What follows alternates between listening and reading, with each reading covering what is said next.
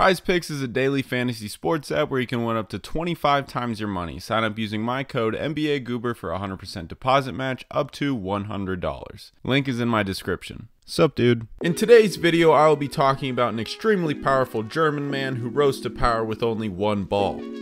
The basketball. Of course, I'm talking about Dirk Nowitzki. Guess what day it is, huh? Anybody? Kayla. Hey, guess what day it is? Oh, come on. I know you can hear me. Champ, champ, champ, champ, champ. What day is it, champ?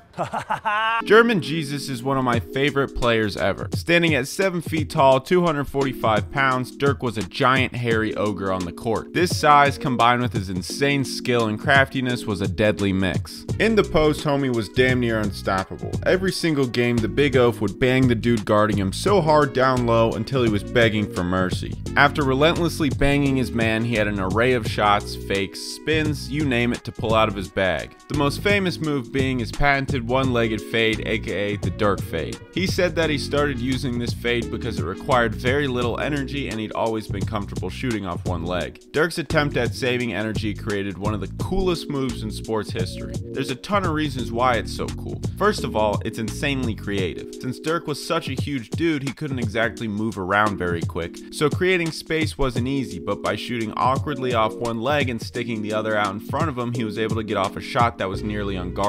It was very similar to Kareem's skyhook, which Kareem created in response to dunking being banned while he was playing in college. The creativeness Dirk and Kareem displayed with their unique shots was pure basketball genius. Another reason why Dirk's fade was so cool was because of the way it looked. It was weird looking, but that's what made it cool. He would lean back, jump a few inches in the air, and throw up a rainbow that couldn't be touched, while his defender was left begging to switch off him. In addition to the fade, he was also really good at taking advantage of smaller dudes. It was game over when Dirk got a mouse in the house, because at that point he didn't even need to fade. He could just pull up right over the little idiot and splash that hoe with ease. He was such a spectacular shooter for a big man, from mid-range and three, considered by most, including myself, as the best of all time. He pioneered the way for modern big men, showing them that they can free themselves from being stuck in the paint if they worked on their jumper. For his career, he shot 3.4 threes a game, making 38% of them. If Dirk was playing in the modern NBA, I'm sure those attempts would be doubled. The post moves and shooting made Dirk an unstoppable force on offense. He could give you buckets from every spot on the floor. This dangerous offensive skill set translated into Dirk becoming the league's MVP in 2007. In my opinion, he also should have won it the year prior in 2006, but hey, that's none of my business. Some people even believe the 2005 MVP should have been his, and they're not smoking crack for thinking that either.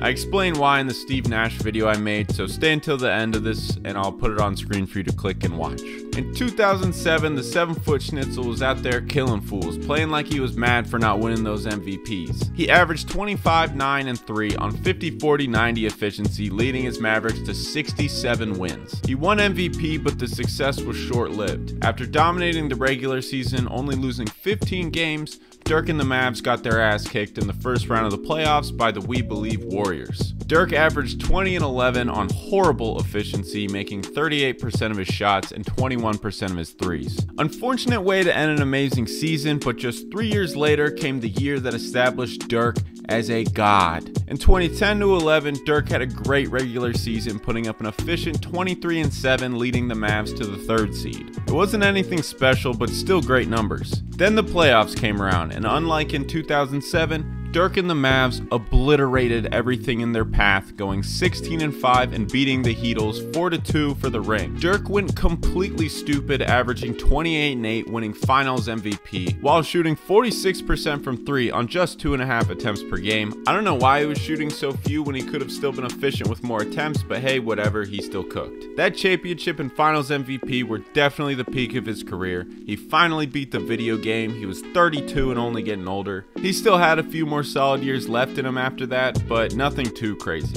The years following, he would slowly regress into an old, wise grandpa wizard, teaching the younglings all about how to make the NBA their bitch. One of those younglings just so happened to be the boy wonder who is currently taking over the league. So thanks, Dirk. Thanks for creating a monster. Anyway, Dirk had a beautiful game and I wish he was still around today. That made it sound like he's dead. He's not dead. He's definitely alive. He's just not in the NBA. I love everything about the dude's game. His tough post moves, his smooth J, his unique fade, the fact that he looked like an insane 7-foot homeless man running around the court, all of it made German Jesus, German Jesus. With that being said, click right there to watch my last video. It's about Steve Nash. Hope you enjoyed the video. Thanks for watching. Bye, dude.